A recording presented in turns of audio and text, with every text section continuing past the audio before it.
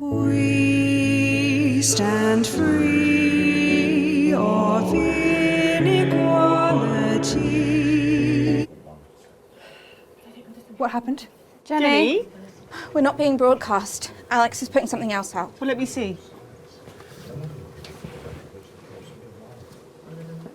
We estimate between 70 and 90% across all the territories within 3 years. 70 to 90%? And among those who do conceive, we estimate the vast majority of births will be unviable. It was supposed to be opt-out contraception, a way of stopping accidental pregnancies and unwanted children. Well, the best laid plans of mice and men. But I don't understand. The test was only supposed to be in Territory 1. How is it spreading across the territory? It's in the food chain, Prime Minister. It's in the soil and the seeds and the livestock. And we fear it could shortly become the dominant strain. Reversible? Well, we could scorch the land, destroy our animals. We could beg for unaltered seeds and livestock from countries far geographically outside the territories. I'd rather see us starve. I can't argue with that assessment. They'll hang me for this, Thomas. It's not your fault, Julie. No, you're right. It isn't. Can your team be trusted? Well, they know the consequence of breaking the Official Secrets Act, if that's what you mean. How many could do us irreparable damage? Less than 100. All the work has been compartmentalised on a need-to-know basis. I'll need their names. This can never come out. Never. If it did, the consequences for all defence administration and the whole endeavour will be at risk. Undoubtedly. I have to blame the bombs then. Radiation, an unforeseen side effect of a necessary evil. It's scientifically possible given the wind patterns.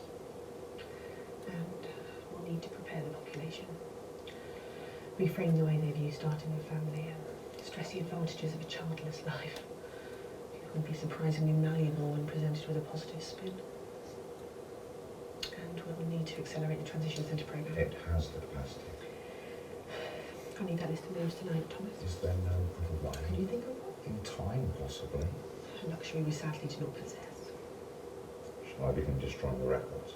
Maybe the security services will take it from here. They can be relied upon to close off loose ends. Of course. I'll expect your resignation as well, Thomas. Obviously. And then I suggest that you, Jean, and the children find it quite gone with the territories and start a new life. Do something mundane and unobtrusive. Thank you, Julia. It's not to make me, Thomas. We're all friends. You have 72 hours. After that, I'll need to give them your names as well. I understand. That'll be all.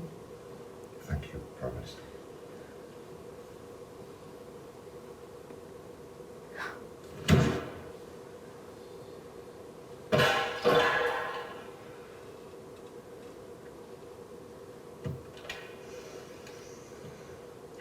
Get me Adrian at the services.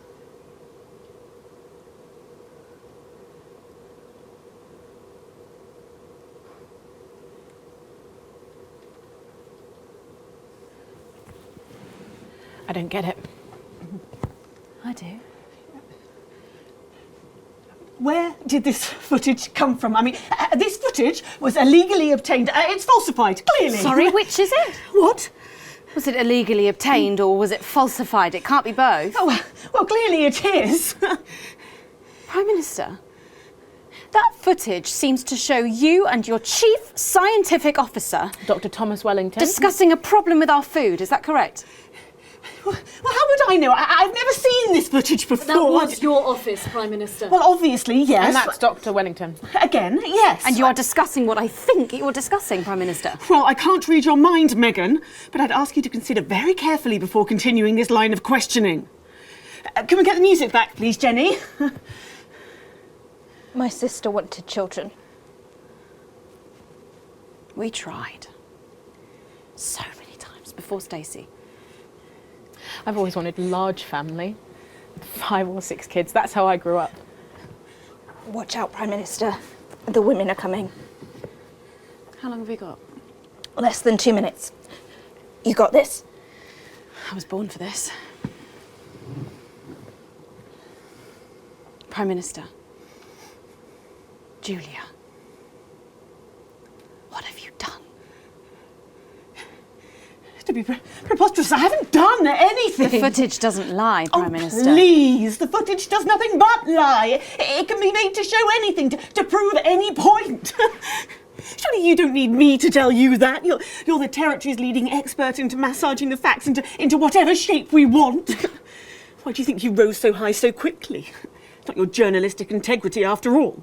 That was Jeremy Donaldson's thing, and look where that got him. Have you been covering up the sterilisation of the men and women of the territories, Prime Minister? Don't be ridiculous. Is there something wrong with our food, Prime Minister? Of course not. Will you be resigning your position, ma'am? How dare you ask me that? Will there be elections now, Miss Salisbury? Will you be compensating your victims? Will there be an inquiry? I am not going to dignify these conspiracy theories with a response. How many unviable births? How many hundreds of thousands of grieving parents? Is there blood on your hands, Prime Minister? I don't have to put up with this. Someone have that footage analysed if there's even a chance it's falsified. I think we all know it isn't. I can't do this. Helen. You have to say something. What? What is there to say? It's what you do. So do it.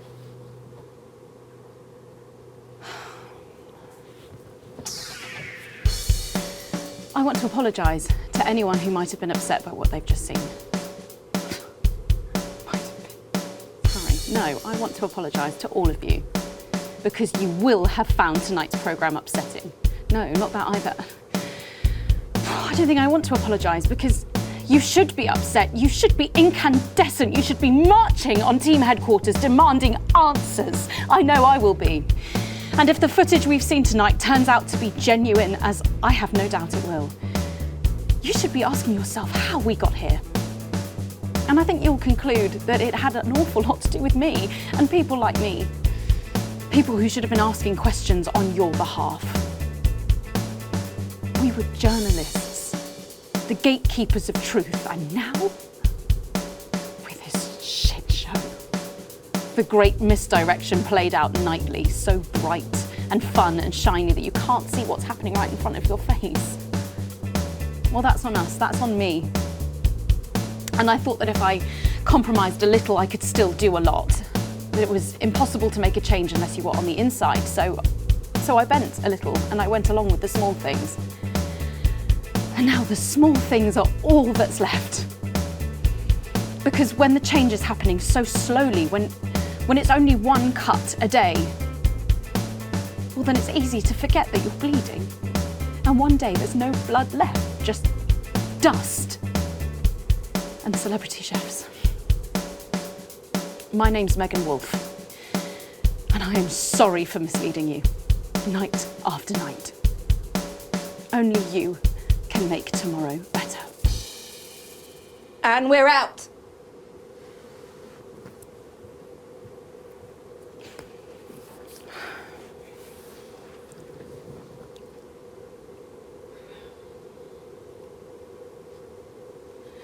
So what happens now? You'll get fired, I guess. Bozeman wants to see you all on the 15th floor. Well, that's that then. No, don't rule Bozeman out just yet. He plays his cards close to his chest and he still hasn't forgiven them for putting us into public ownership. And don't forget, Bozeman is the one who put Jeremy in the seat in the first place. Yeah. He'd have been proud of us tonight. Jeremy, wouldn't he? Damn straight. He'd have fucking loved it.